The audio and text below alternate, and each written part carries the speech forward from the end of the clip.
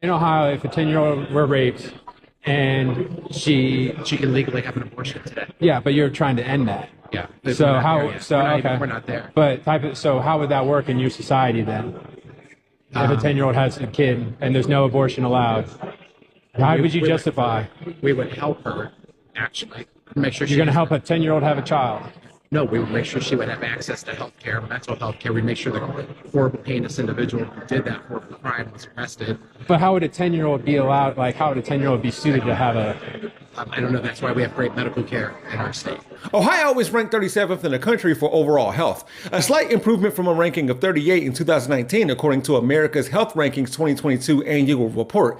This includes high prevalence of frequent mental distress among Ohio's health challenges. So there's that. Makes you wonder what other info he would misrepresent.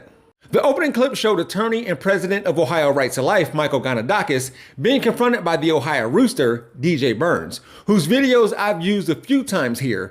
Gonidakis was clearly struggling to say what he would do for and about the 10-year-old little girl who was forced to go to Indiana to get an abortion after she was forcefully impregnated by a grown man in the summer of 2022. This clip was recorded a few weeks before Ohio's special election, which was banned less than a year before it actually took place, until the GOP tried to use one to preserve an abortion ban, which was defeated.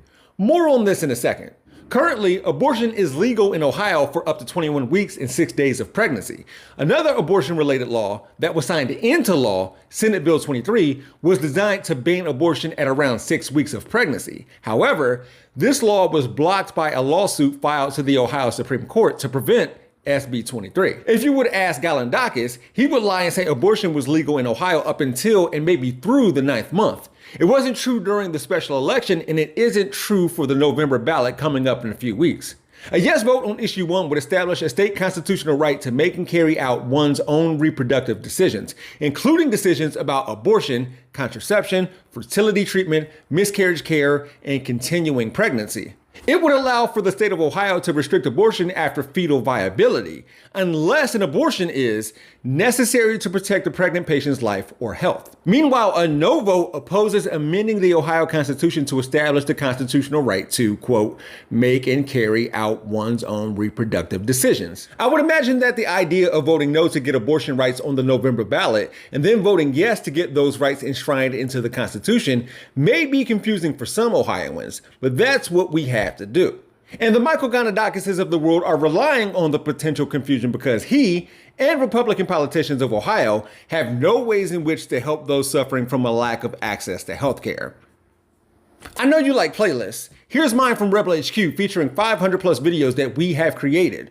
Watch them, all of them, share them too. And you can use the Jeff Wiggins hashtag in order to look for my other work, which should be easy to find because my architect knows Japanese.